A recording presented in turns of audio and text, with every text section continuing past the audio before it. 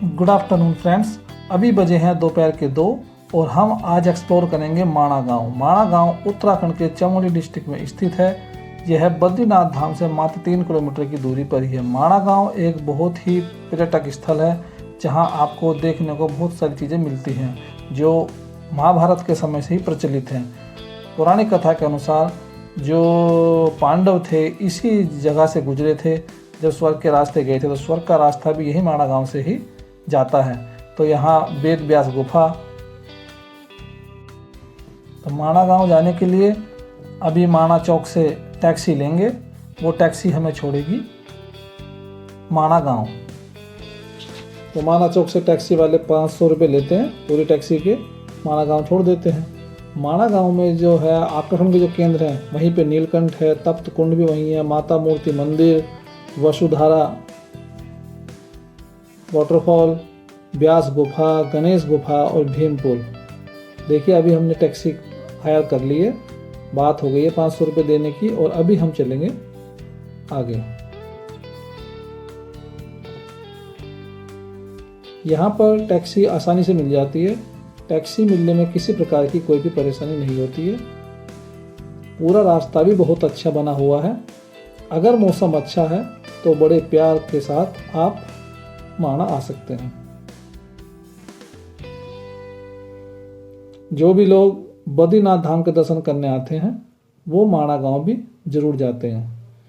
माणा गांव की एक प्रसिद्ध कथा भी है कि जो माणा गांव आता है उसकी गरीबी दूर हो जाती है। इसके पीछे भी एक कथा है, आपको सुनाएंगे आगे। अभी तैयारी हो गई है चलने की और देखेंगे आप कि रास्ते के नज़ारे भी बहुत अच्छे हैं।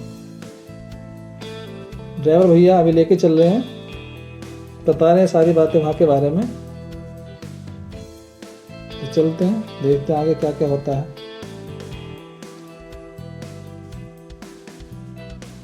वहाँ रहने वाले लोग मंगोल जनजाति कहलाते थे, जो वहाँ लोग रहते हैं अभी।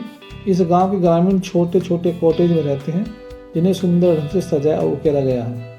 तो ये भी हम आगे देखेंगे।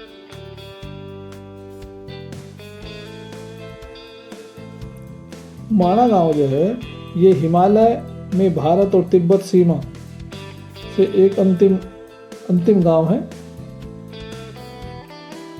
तो देखिए अभी माणा में पहुंच चुके हैं और यहीं से करेंगे शुरुआत ट्रैकिंग की।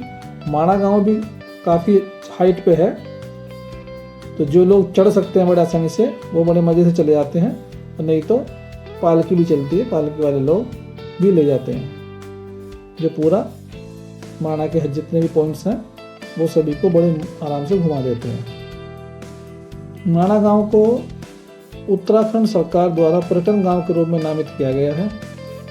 इसी का जो दूसरा नाम है वो मणिभद्र भी है। बद्रीनाथ के पास माणा गांव सबसे अच्छे पर्यटक आकर्षणों में से एक है। यह बद्रीनाथ शहर से लगभग 3 किलोमीटर की दूरी पर स्थित है। सरस्वती नदी के तट पर है। लगभग 3219 मीटर की ऊंचाई पर स्थित है। यह गांव हिमालय की पहाड़ियों से घिरा हुआ है। जो देखिए अभी माणा गांव का बोर्ड आ गया है, वेलकम इंदौर, जो आपको कर रहा है स्वागत। तो हम बड़े खुश हैं। वेलकम इन माणा गांव। माणा गांव में आपका स्वागत है। बहुत सारे लोगों से यहाँ बातें हुई हैं। कुछ लोग मुंबई से, राजस्थान से, अलग अलग प्रदेशों से आए हुए हैं घूमने के लिए। और यहाँ का जो मुख्य व्यवसाय है लोगों का वो ऊनी वस्त्र बनाने का है। तो जो भी टूरिस्ट यहाँ आते हैं उन्हीं पे ये निर्भर होते हैं। वही लोग इनसे इन सामानों को ले जाते हैं। भेड़ से ऊन निकालते हैं और उस ऊन से ये इस सामान को बनाते हैं।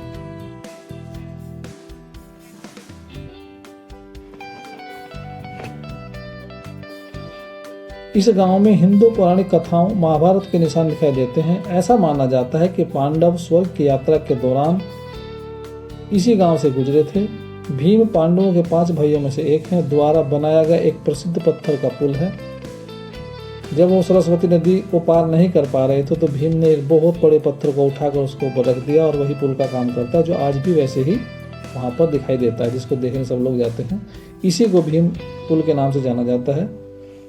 यह सरस्वती नदी के पार एक पुल के रूप में बनी हुई विशाल चट्टान है। हाथ के निशान भी उस पर इस प्रकार बने हुए बताते हैं कि ये भीम के हाथों के ही निशान हैं। विश्व प्रसिद्ध वसुधारा वाटरफॉल भी यहीं स्थित है। यह एक झरना है जो बद्रीनाथ मंदिर से 9 किलोमीटर दूर स्थित है। ऐसा माना जाता है कि यह स्थान पांडवों के वनवास के दौरान एक अस्थायी प्रवास स्थल है। वसुधारा नदी घाटी का दृश्य मनोरम दृश्य प्रस्तुत करता है। बताते हैं कि ये वाटरफॉल के नीचे अगर कोई कहते हैं जिसके कर्म बहुत भारी हो वो जाता है तो वाटरफॉल की धारा रुक जाती है, इसलिए बहुत सारे लोग उसके नीचे जाते भी हैं, ट्राई करते हैं अपने आप को। वैसे माणा गांव आने के लिए बद्रीनाथ और जोशीमठ के कस्बों के साथ NH58 के माध्यम से हरिद्वार ऋषिकेश से सीधे जुड़ा हुआ है। निकटतम रेलवे स्टेशन हरिद्वार में स्थित है जो गांव से लगभग 275 किलोमीटर दूर है। वहां से आप माणा गांव के लिए बस किराया टैक्सी से भी आ सकते हैं। हरिद्वार से कई स्थानों जैसे दिल्ली, देहरादून आदि से जुड़ा हुआ है। निकटतम हवाई अड्डा जोलीग्रांट जो कि देहरादून में है, तो वहाँ के माध्यम से भी आप यहाँ पहुँच सकते हैं। आने में कोई परेशानी, बहुत ही अच्छा रास्ता है। माणा गांव में एक तप्त कुंड भी है जो प्रसिद्ध है। तप्त कुंड एक ऐसा कुंड है जिसमें 12 महीने गर्म पानी निकलता है। माना जाता है जो इस कुंड में स्नान करता है उसके त्वचा संबंधी रोग सभी ठीक हो जाते हैं। यहाँ पर माता मूर्ति मंदिर भी है। माता मूर्ति मंदिर भगवान नारायण की मां को समर्पित है। लोक कथाओं के अनुसार माता मूर्ति ने भगवान विष्णु से अपने पुत्र के रूप में जन्म लेने का अनुरोध किया था, जिसके बाद भगवान विष्णु ने नर और नारायण के रूप में जन्म लेकर माता मूर्ति की इच्छा पूरी की थी। अगस्त के महीने में लगने वाले वार्षिक मेले के दौरान कई पर्यटक इस मंदिर में भी आते हैं। जो अभी आप देख रहे हैं ये भेड़ और बकरियों की भेड़ से प्राप्त की हुई ऊन है। इसी ऊन से ये सारा सामान बनाते हैं। अगर आप सीधे माणा गांव ही घूमने आए हैं तो माणा गांव के बाद आप कहां कहां घूमने जा सकते हैं। आप केदारनाथ जा सकते हैं, आप बद्रीनाथ धाम जा सकते हैं, ओली भी जा सकते हैं, फूलों की घाटी भी जा सकते हैं और तुंगनाथ चंद्रशिला का ट्रैक भी कर सकते हैं। ये सब आसपास नज़दीक ही हैं। अभी आप जो देख रहे हैं ये इनके क्षेत्रपाल घंटाकरण जी की तस्वीर है, जो इनके यहाँ के घंटाकरण जी हैं, इनके कुल देवता हैं, इनकी पूजा करते हैं। अभी हम गणेश गुफा की तरफ बढ़ रहे हैं तो पहला स्थान पड़ेगा गणेश गुफा। वसुधारा वाटरफॉल के बारे में एक बात और बता देता हूँ कि इस वाटरफॉल से लगभग 400 फीट की ऊंचाई से वाटर गिरता है। एकदम मोतियों की बौछारों की तरह लगता है। इस वाटरफॉल को लेकर मान्यता है कि झरने का पानी पापियों को नहीं भिगाता है। तो जब कभी आप आए तो वहाँ भी जरूर जाए अगर आपके पास समय निकल जाता है। वाटरफॉल चढ़ाई है, चढ़ाई करके जाना पड़ता है ऊपर। स्वर्ग जाने का रास्ता भी आपको यहीं से मिलेगा। जिस रास्ते से पांडव गए थे वहाँ भी कभी वो भी ट्रैकिंग का रास्ता है, तो वहाँ भी आपको ट्रैकिंग से ही जाना पड़ेगा। अभी पहुंच गए हैं। देखो आपको यहाँ दिख रहा है कि भीम पुल, सरस्वती धाम, केशव प्रयाग, गणेश गुफा और व्यास गुफा, ये सारी जगह यहीं से अब शुरू हो गई हैं। तो सबसे पहले जो दर्शन करेंगे वो गणेश गुफा के करेंगे, जहाँ गणेश जी ने बैठकर महाभारत लिखी थी। वेद व्यास जी साथ में बैठे थे, वो बोल रहे थे और गणेश जी लिख रहे थे। तो अभी आपको दिखाएंगे। मैं इस गांव के बारे में कुछ और भी जानकारी दे देता हूँ। यहाँ घर में शराब बनाई जाती है। इस गांव की आबादी बहुत ही कम है। यहाँ पर केवल 60 ही घर हैं। यहाँ पर बने घर लकड़ी के बने होते हैं। यहाँ रहने वाले लोग स्वयं ऊपरी मंजिलों पर रहते हैं और जानवरों को नीचे रखते हैं। इस गांव में चावल से शराब बनाई जाती है। शराब यहाँ के घर घर में बनाई जाती है। भोजपत्र की जो पेड़ होते हैं उनकी संख्या यहाँ ज़्यादा है। इस गांव में आलू की मुख्य खेती की जाती है। आपको याद होगा कि भोजपत्र जो पुराने समय में जो ग्रंथ लिखे जाते थे, इन भोजपत्रों पे उनकी रचना की जाती थी। माणा गांव में अगर आप जाएंगे तो आप देखने के लिए गणेश गुफा, व्यास गुफा, ये हमारी पौराणिक, बहुत पुरानी कथाओं से जुड़ी हुई जगह हैं। इसलिए एक बार लोग देखने जरूर जाते हैं। माता पार्वती और भगवान शिव के पुत्र गणेश जी मंगलकर्ता और ज्ञान एवं बुद्धि के देवता माने जाते हैं। इसलिए जब भी कोई नया काम शुरू किया जाता है तो सबसे पहले गणेश जी का स्मरण किया जाता है। लेकिन वेद व्यास जी ने इस महाभारत काव्य की रचना शुरू की तब उन्होंने न सिर्फ गणेश जी का स्मरण किया बल्कि गणेश जी को इस बात के लिए तैयार भी किया कि आप महाभारत खुद अपने हाथ से लिखें। गणेश जी ने कहा कि मैं महाभारत तो लिख दूंगा, लेकिन अगर आपको कथा बताते रहना होगा। अगर मेरी लेखनी रुक गई तो मैं लेखन का कार्य छोड़ दूंगा। व्यास जी ने कहा ठीक है, लेकिन आप बिना सोचे समझे और बिना मुझसे सलाह लिए कुछ भी नहीं लिखेंगे। इस तरह व्यास जी ने गणेश जी को अपनी बातों में उलझा लिया और गणेश जी को पूरी महाभारत कथा एक छोटी सी गुफा में बैठकर लिखना पड़ा। जहाँ यह कथा लिखी गई थी वह आज भी अलकनंदा और सरस्वती नदी के संगम तट पर मौजूद है। यह पवित्र स्थान देवभूमि उत्तराखंड में बद्रीनाथ धाम से करीब 3 किलोमीटर की दूरी पर स्थित है। इसी को माणा गांव कहते हैं।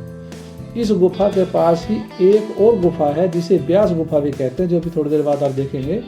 इसी गुफा में रहकर वेद व्यास जी ने सभी पुराणों की रचना की थी। व्यास गुफा को बाहर से देखकर ऐसा लगता है मानो कई ग्रंथ एक दूसरे के ऊपर रखे हुए हैं, इसलिए इसे व्यास पोथी भी कहते हैं। बद्रीनाथ के दर्शनों के बाद जो यात्री गणेश गुफा और व्यास गुफा की यात्रा करना चाहते हैं वे 3 किलोमीटर की पैदल यात्रा भी कर सकते हैं। रास्ते में साथ चलते अलकनंदा नदी को भी देखना मन को आनंदित करता है। जो यात्री पैदल नहीं चलना चाहते हैं वह बद्रीनाथ से माणा गांव के लिए सवारी भी ले सकते हैं। यहाँ कार और जीप की सुविधा हमेशा उपलब्ध रहती है। व्यास गुफा के पास ही सरस्वती नदी का उद्गम और भीम द्वारा सरस्वती नदी को पार करने के लिए रखा गया बड़ा चट्टान जिसे भीम पुल भी कहते हैं, वह भी आप अभी थोड़ी देर बाद देखेंगे। इस गांव में जाने के लिए घूमने के लिए सबसे जो बेस्ट टाइम है वो मई से अक्टूबर के बीच है। इस दौरान यहाँ हर साल बड़ी संख्या में टूरिस्ट आते हैं, क्योंकि आमतौर पर इन्हीं दिनों बद्रीनाथ धाम के कपाट भी खुलते हैं। भारत और चीन की सीमा पर स्थित इस गांव में प्रकृति के अनोखे नज़ारे देखने को मिलते हैं। तो जब भी आप यहाँ आएंगे तो आपको बहुत सुंदर नज़ारे दिखेंगे।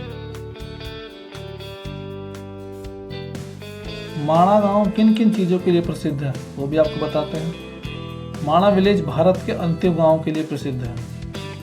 माणा गांव महाभारत के इतिहास के लिए प्रसिद्ध है, क्योंकि महाभारत ही लिखा गया है।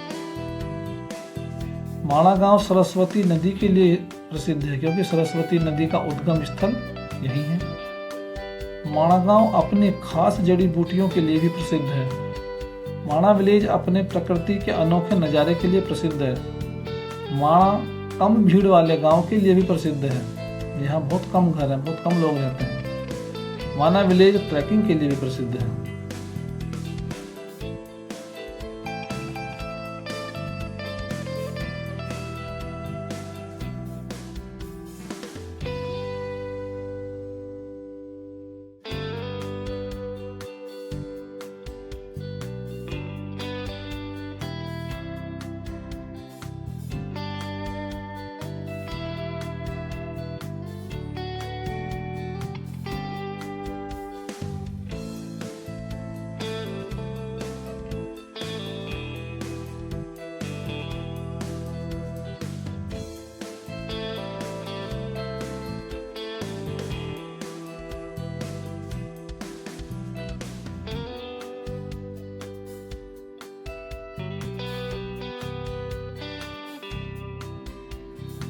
अभी पहुंच गए हैं गणेश गुफा।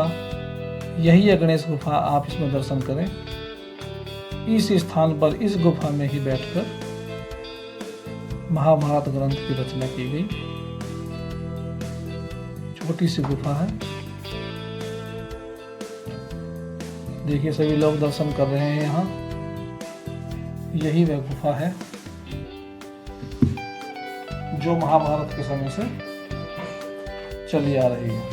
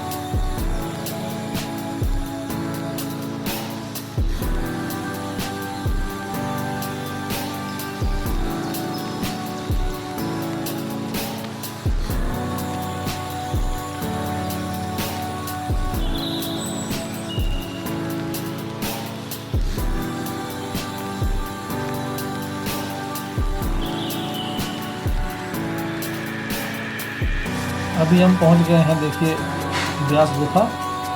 जो आप देख रहे हैं यही व्यास गुफा का नज़ारा है, यही है व्यास गुफा, जिसमें वेद व्यास जी बहुत सालों तक रहे। रहस्यों से भरी इस गुफा को व्यास गुफा के नाम से जाना जाता है। वैसे तो यह एक छोटी सी गुफा है, लेकिन इसके बारे में कहा जाता है कि हजारों साल पहले महर्षि वेद व्यास ने इसी गुफा में रहकर वेदों और पुराणों का संकलन किया था। हमारे 18 पुराण सब यहीं लिखे गए। मान्यता यह भी है कि इसी गुफा में वेद व्यास ने भगवान गणेश की सहायता से महाकाव्य महाभारत की रचना भी की।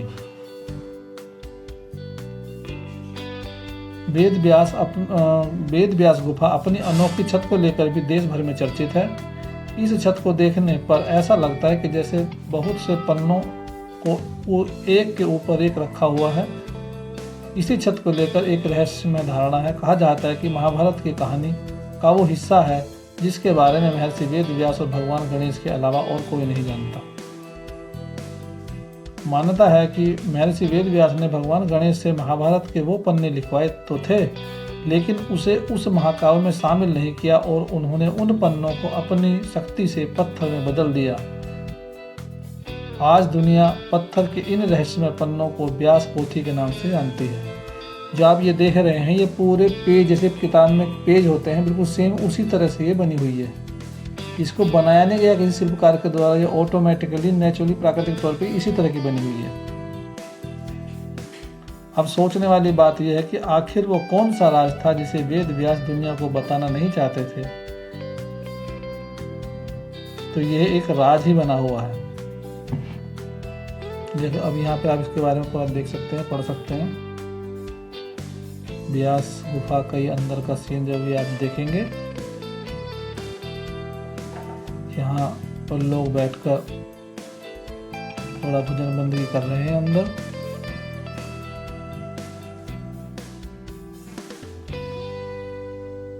पूरे अंदर तक कैमरा ले जाना अलाउ नहीं है, इसलिए जितना दृश्य आपको दिखाया जा सकता था उतना दिखा दिया गया है। बाकी जब आप यहाँ इस स्थान पर पहुंचेंगे तो आपको दर्शन हो जाएंगे।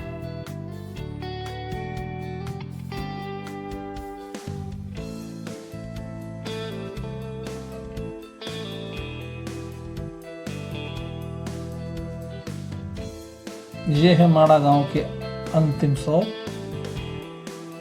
लास्ट दुकान, जहां पर अभी कुछ लोग चाय और पकौड़े का आनंद ले रहे हैं।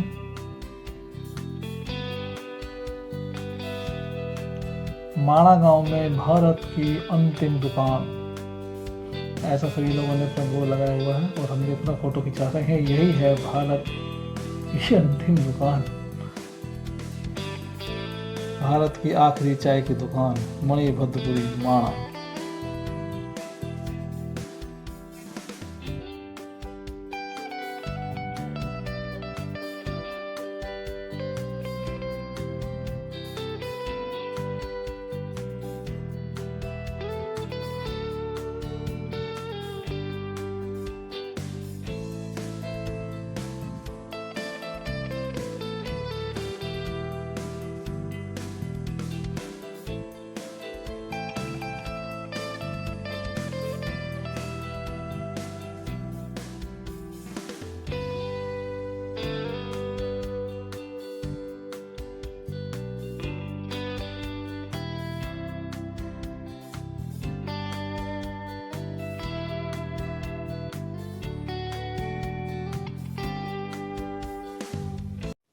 यह दृश्य जो आप देख रहे हैं, ये अलकनंदा नदी और उधर से आ रही है ये सरस्वती नदी और उधर से आ रही है अलकनंदा नदी, दोनों का जो है मिलन हो रहा है, यही है विष्णु प्रयाग।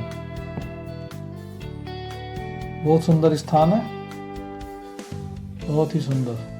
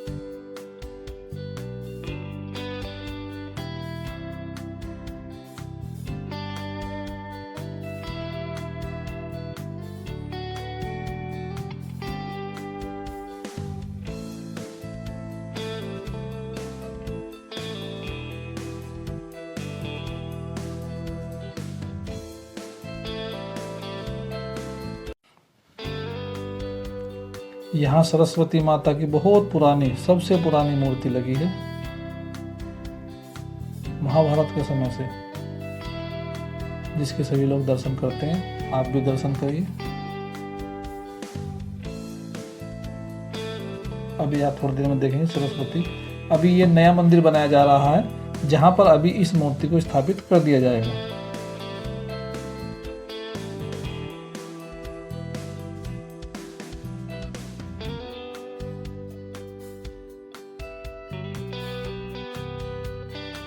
और ये आप देख रहे हैं सरस्वती नदी का उद्गम स्थान। देखिए कितने प्रेशर से, कितने तीव्र वेग से सरस्वती नदी यहाँ से निकल रही है।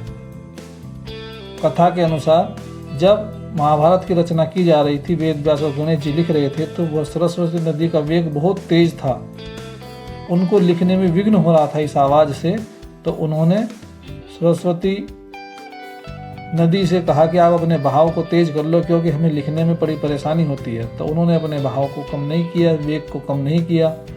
तो उन्होंने उन्हीं के शक्ति से, वेद व्यास जी ने अपनी शक्ति से उनको अंदर जाने, धरती में जाने का वो दिया आदेश। तो वो पाताल से होकर गुजर रही है, इसलिए यहाँ से विलुप्त हो रही है। और यहाँ से विलुप्त होने के बाद ये सीधा इलाहाबाद में निकल रही है। देखिए यहाँ पे भी कुछ लिखा हुआ है, बड़े आसानी से आप पढ़ सकते हैं। स्वर्गारोहण की ओर बढ़ते हुए इस स्थान पर सरस्वती नदी को पार करने हेतु महाबली भीम ने एक पत्थर उठाकर रख दिया गया, जिसको हम भीम पुल के नाम से जानते हैं। जो भी भीम पुल आगे भी देखेंगे।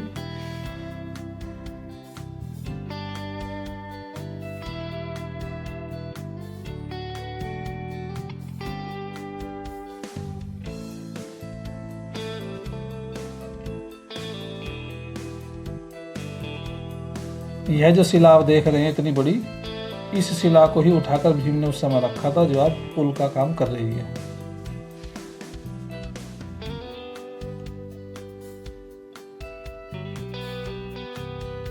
ये देख कितनी बड़ी शिला है। और जो ये निशान बताते हैं ये निशान उनकी उंगलियों के हैं।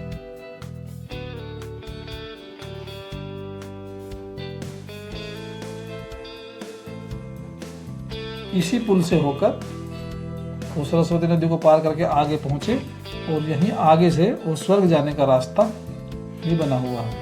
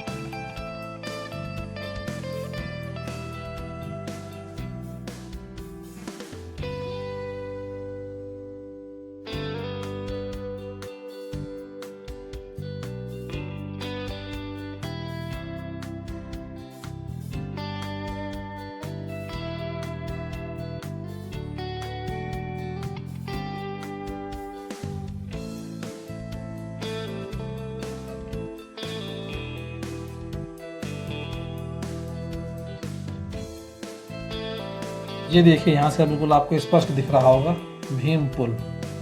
यही है वो विशाल शिला जिसको महाबली भीम ने उठाकर यहाँ रखा।